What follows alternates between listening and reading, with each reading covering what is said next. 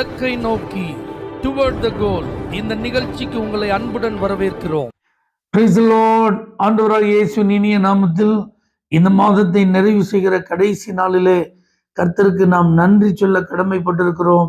யாத்திராகமம் 15ஆம் அதிகாரம் 2ஆம் வசனம், கர்த்தர் என் பலனும் என் கீதமும் ஆனவர். மோசே இஸ்ரவேல் ஜனங்களும் கர்த்தரை புகழ்ந்து பாடின ஒரு பாட்டின் ஒரு வரிதான் இந்த வார்த்தை. ஆனா இவங்க இப்போ புகழ்ந்து பாடுறாங்க. எப்போ? கர்த்தர் பார்வோனையும் அவனுடைய சேனைகளையும் சிவந்த சமுத்திரத்தில் கவிழ்த்து போட்ட பிறகு, இயற்கைக்கு அப்பாற்பட்ட முறையில் அற்புதம் நடந்த பிறகு, இவர்கள் கடக்க முடியாத செங்கடலை கடந்த பிறகு கர்த்தருக்கு நன்றி சொல்றாங்க. இது எளிது. எப்பொழுதுமே பெற்ற ஆசீர்வாதங்களுக்காக நன்றி சொல்வது எளிது. ஆனா தேவன் எதிர்பார்ப்பது நாம் எப்பொழுதுமே நன்றி அறிதல் உள்ளவர்களாக இருக்கணும். கர்த்தர் அவங்களை நடத்தி எகிப்தின் அடிமைத்தனத்திலிருந்து விடுதலையாக்கி செங்கடலுக்கு முன்பாக கொண்டு வந்து நிறுத்துறார். அவங்க எப்படி இருந்திருக்கணும்? இந்த நேரத்திலும் கர்த்தர் எங்களை நடத்துவார், இந்த சூழ்நிலையிலும் அவர் எங்களுக்கு பலனா இருப்பார், நாங்க அவரை புகழுவோம், நாங்க அவரை பாடுவோம், நாங்க அவருக்கு நன்றி சொல்லுவோம்னு சொல்லியிருக்கணும். ஆனா பாருங்க, இவர்களுக்கு அந்த மாதிரி வார்த்தையே வாயில வரல, அப்படிப்பட்ட சிந்தை இல்லை. அவங்க செஞ்சதெல்லாம் முறுமுறுப்பு, அவர்கள் பேசினதெல்லாம் அவிசுவாசமான வார்த்தைகள். தேவனை அந்த வார்த்தைகள் மிகவும் வருத்தப்படுத்தக்கூடியதா இருந்தது. மோசையே கொஞ்ச நேரத்துல திணறிட்டார். ஆனா பாருங்க, அற்புதம் நடந்த பிறகு அதே வாய் தான் புகழ்கிறது, பாடுகிறது.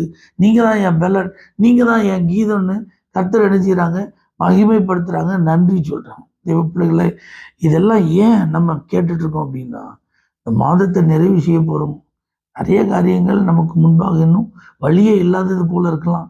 சில பாதிக்கும் காரியங்கள் நம்மை துரத்தி கொண்டு வருவது போல தெரியலாம்.